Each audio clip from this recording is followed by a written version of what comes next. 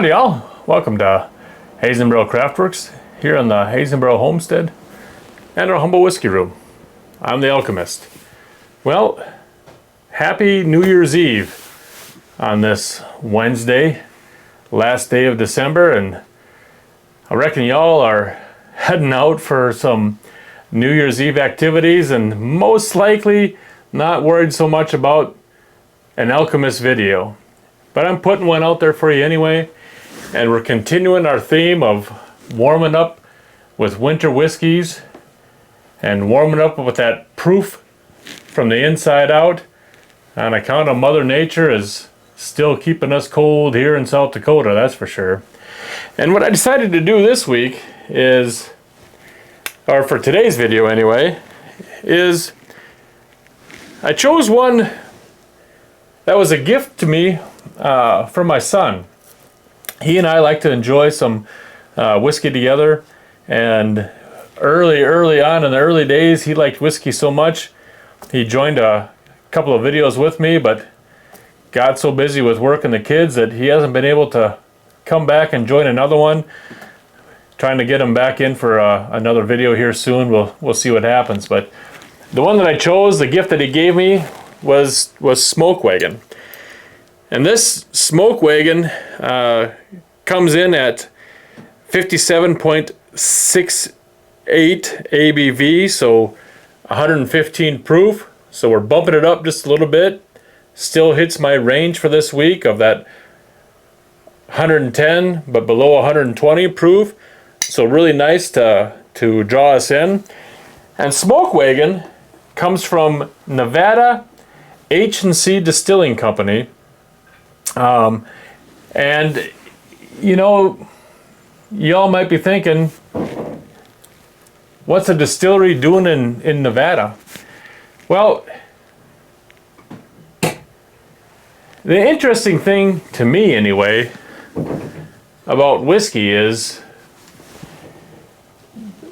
where you age it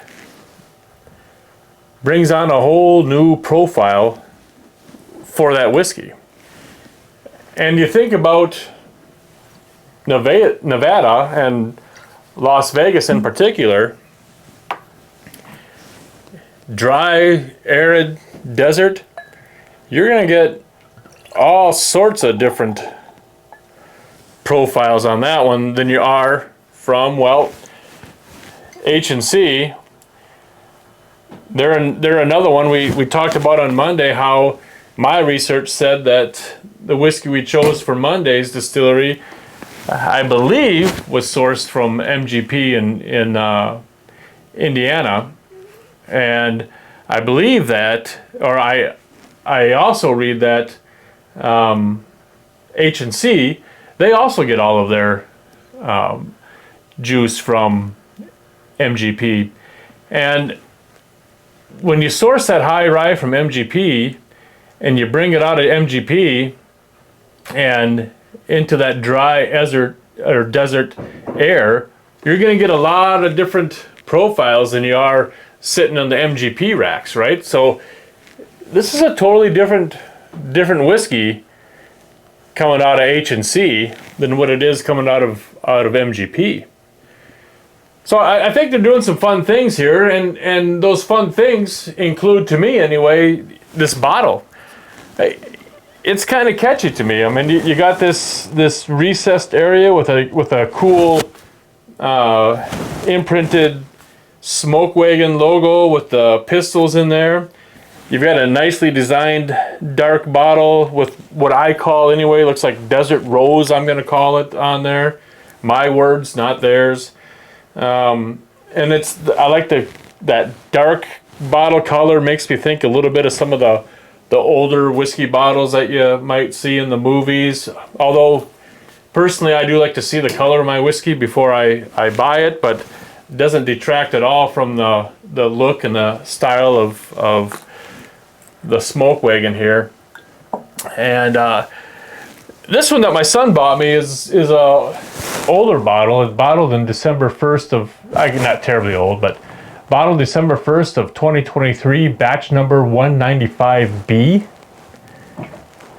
So we gave ourselves a pour this has been cracked. My son and I have enjoyed some of this one together when he comes over and visits me in the whiskey room. So we'll stop talking about aesthetics and see how Smoke Wagon has done on the nose and the palate.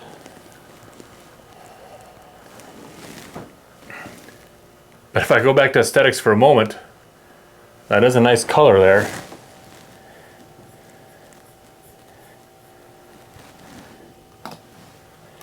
Got to put the old man Alchemist specs on to see the, oh, the legs are nice too. Quite nice.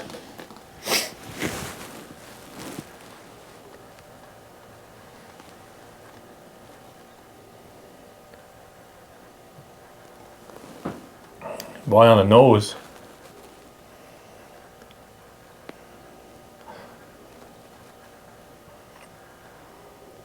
What's interesting to me, now is it one of those mind games, you know, that you play on yourself? Because I know this is a high rye MGP, but also Smoke Wagon is known to do some fun with not only their aging out there in Las Vegas, but also some blending. So, but again, with the mind games, you know, when you're when you're with your buddies and you're having some pours and someone's throwing out their first thoughts on what they're nosing or what they're tasting, what their palate's giving them, and you're jumping right in and, oh yeah, I get that, yeah, I get that. Well, do I have that going on right now? Because I know that my research told me anyway, that our whiskey from Monday was also MGP sourced. But I tell you what, right now,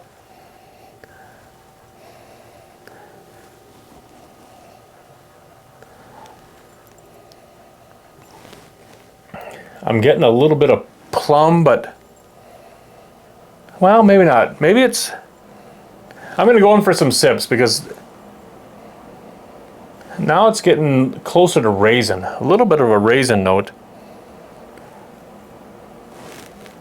Let me go in for my sips and get my mind out of the game and my palate in there where it belongs.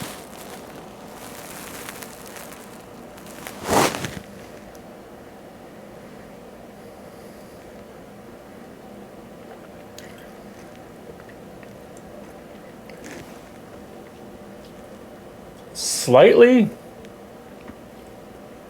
brown sugary right up front. Nice bit of heat again on the palate, but as I swirled this to get the flavors everywhere, the heat went all over, but a drying effect everywhere. A lot of times when I get that drying effect, I get some barrel with it. The barrel didn't come through at first, but now as things are calming down, there's that barrel. There's that nice barrel.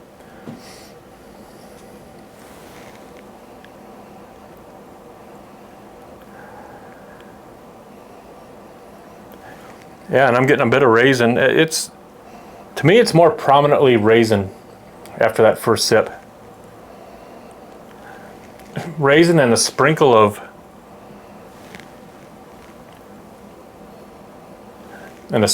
brown sugar.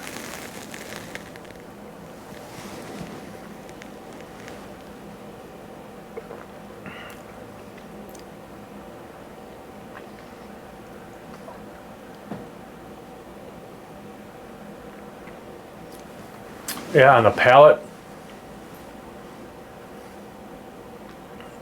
I'm liking the viscosity. When the viscosity is creamy or buttery, I really enjoy it. This has got a buttery viscosity, and even that buttery note to it that I really enjoy.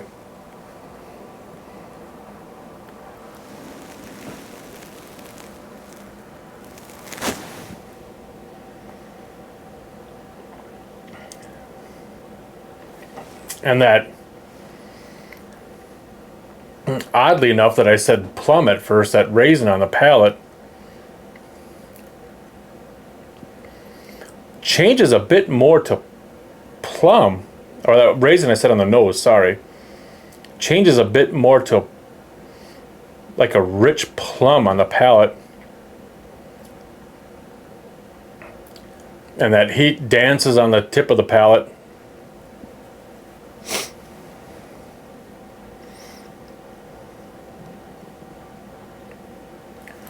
And that barrel now is settling in nicely on the back of the palate. Boy, I love barrel. And this barrel settles in nice on the back of the palate.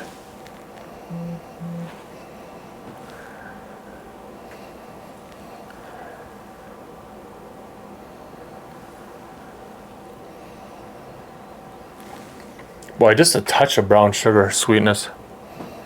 But that raisin is nice.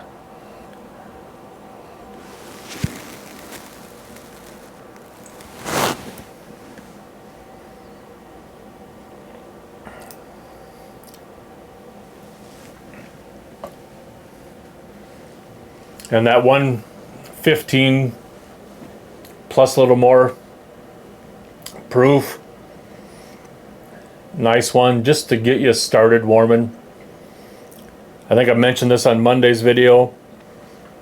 You know, as I listen to a lot of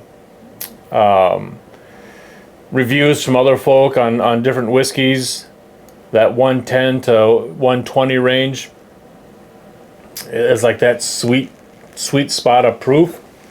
Personally, I'm finding that, as I've been on my whiskey journey for a while, I'm finding that as I take my whiskey journey further and try more whiskeys, I am really enjoying proof. Higher and higher proof. I'm finding that it really just makes different flavors more and more crisp on the palate, crisp on the nose. Of course, I find myself, you know, as I'm getting used to some of these lower proofs, I can, and I still do it on these 110, 120 proofs. I still find myself doing it. I love to nose them so much that I'll get in there and nose, and I'll take way too deep, you know, of a nose, and then, you know, I start coughing a little bit because I'm just getting too, I mean, ethanol is ethanol. You take too much of it in, it's not good for the lungs, but I nose way too much. But it gets me more, so as we get into the 120 and higher 120, we get into the 130 week, you'll probably find that I'll get myself a few times and that ethanol will get me. I'll try to contain myself, but boy do I love to nose a good whiskey. And that's a nice one to nose. So if you all like this sweet spot, and if any of y'all have a Smoke Wagon, one of their uncut, unfiltered, I enjoy this bottle. I like it this way. If y'all have a different batch, I'd love to hear from you in the comments. See which batch you have, see how it compares to this one, or if you have this batch, let me know in the comments if you found your notes similar to mine, because like I keep telling y'all, in my humble opinion, everyone's palate is different, everyone's nose is different. You're gonna find something different than I did. So it'll be really fun to compare notes on this batch if you have it, or on a different batch if you have it. It'd be great to compare those notes. So on that note, and as we've warmed up with a little higher proof, as y'all know, I do love to have y'all coming back around. So please, especially on this New Year's Eve, You know, when we all like to celebrate a little bit, if you do celebrate too hard, please be wise and take it easy, and don't drink and drive. Cheers.